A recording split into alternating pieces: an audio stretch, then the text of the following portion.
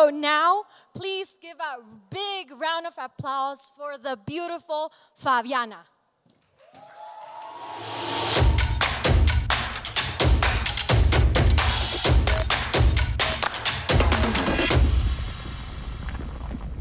Amazing. Well, we're going to go on a journey today. You're going to start hearing the sound of the ocean. If you need me to speak a little bit louder, please let me know. Amazing. It's great to have everybody here. This is my second home. I just want to say that before I start. So I shouldn't be nervous, in theory, because I have been backstage building these stages for the past 3 years. And now it's an honor to be here. And I love the team present, and I love family present. Thank you, everybody. So flow is our journey of today. Flow is the language of dreams, of imagination, and of our creative power. I'm going to speak beyond strategy, execution, tactics. I am here to speak about the power, the true power of remembering.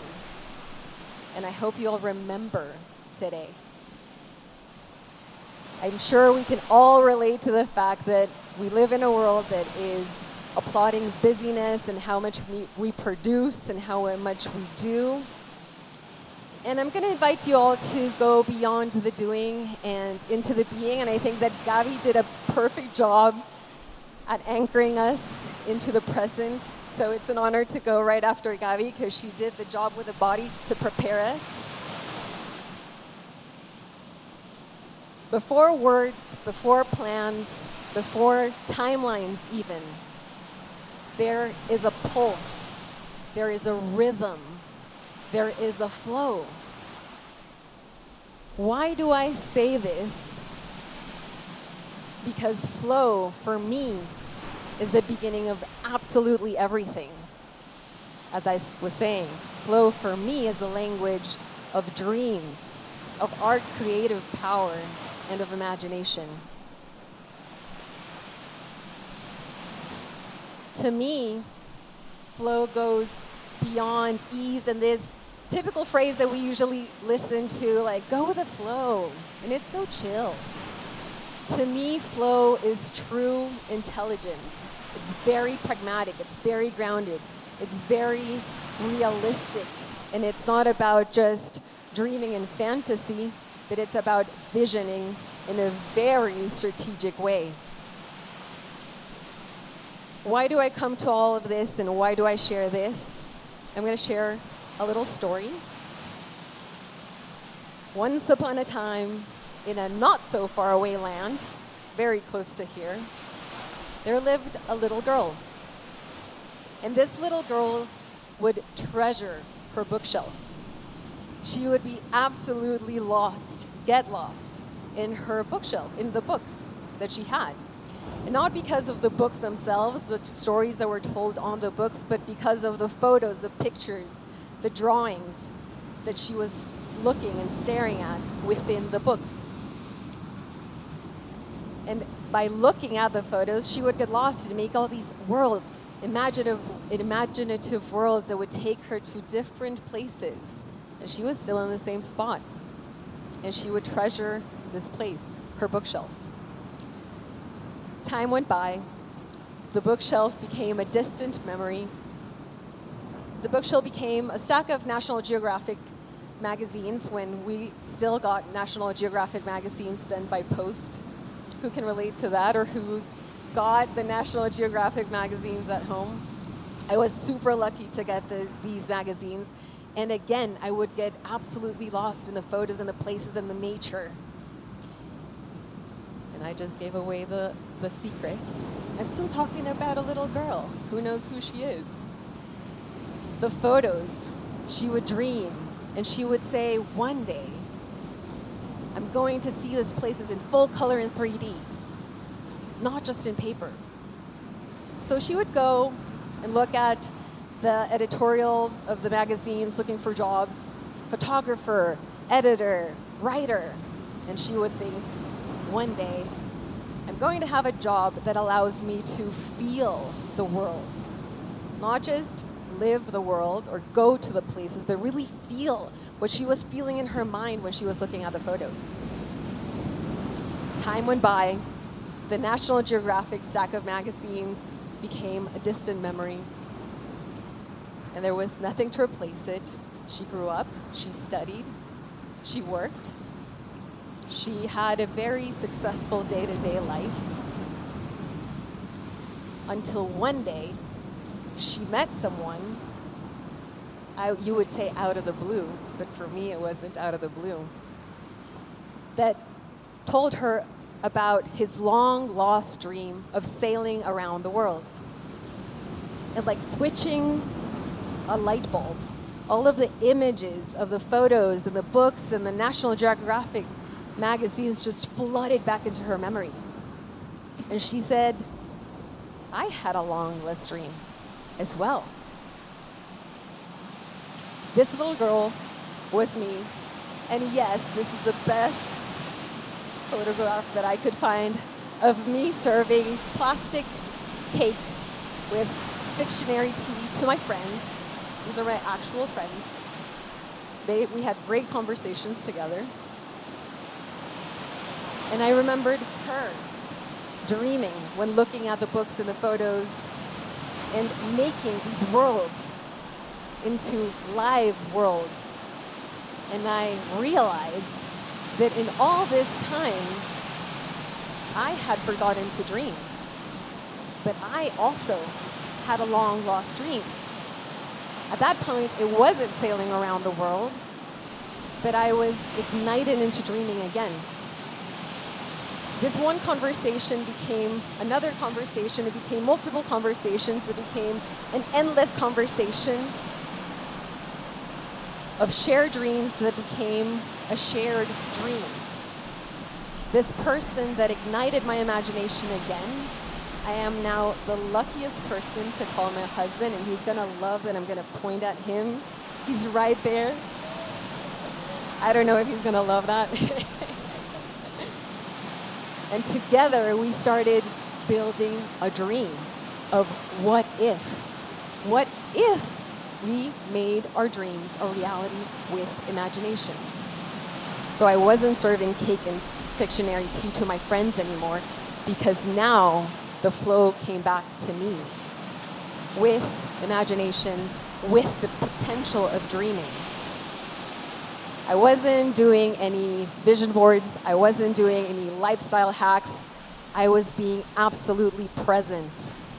And with that, I'm going to invite another full breath together, not exaggerated, not trying to pretend like we're breathing their big belly breaths, just present, simple breathing. I was present again, and I was realizing that my life had become a day-to-day that was full of movement, but it was lacking meaning. And how could I inject, through imagination, more meaning into my life? So this conversation took us into learning how to sail, because now we were sharing a dream of we wanted to sail around the world. Yes, I still had my job. Yes, I was still working an office day job, like most here can relate. But I was building something that went beyond waking up, working, going to the gym, and doing that on repeat. I was building something that took me back to my bookshelf and made me connect to this creative power within. And I wasn't pretending like I am connected to my creative power. I was really envisioning the possibility of creating something. Just giving the benefit of the doubt of what if we actually make it happen. So we learned how to sail. I had no idea how to sail. Whoever here is from Guatemala City, we don't have a connection with the ocean, and we are not close to ports, and we don't know anything about sailing. But I was pretending that I knew something about sailing, and that was okay.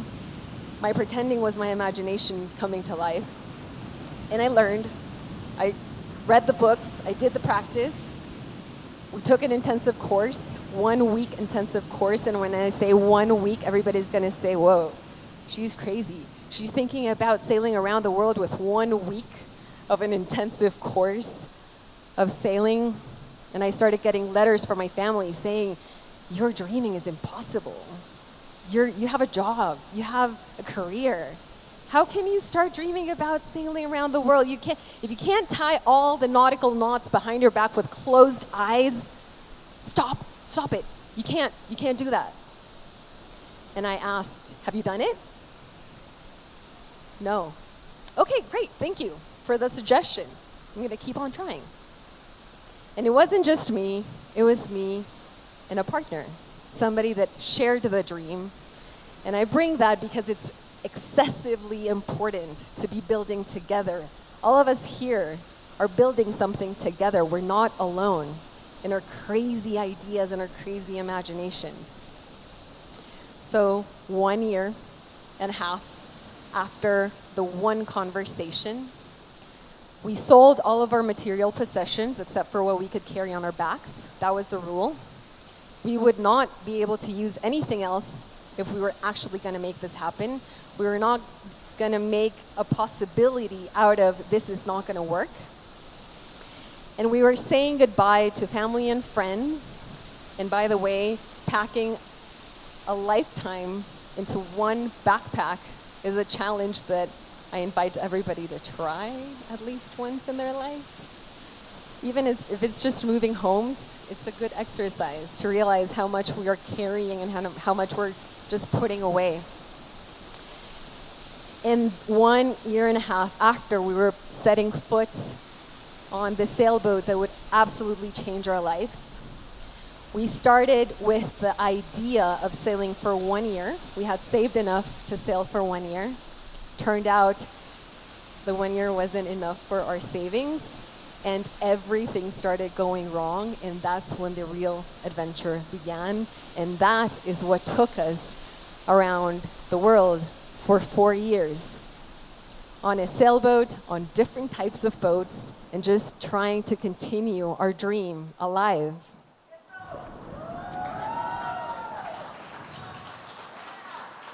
And to give you a little glimpse of what our life was, before the salt just absolutely tore all of our electronics, we took 1 second a day for the first 4 months of our trip, and this is it.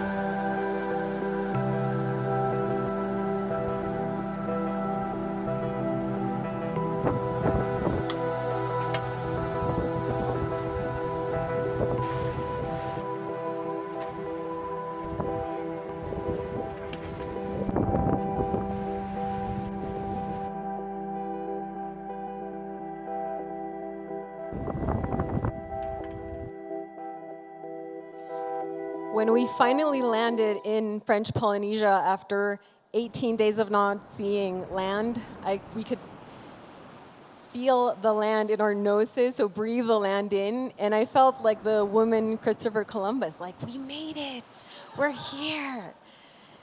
This journey taught me 3 things. 1, Imagination is not a nice to have. It is absolutely necessary in our lives. Every single system that we see, this room, the lights, the monitors, the screens, what you're wearing right now, everything was born out of imagination. And that is triggered when we stop resisting. 2, dreams come to life when we stop resisting and we stop trying to control outcomes.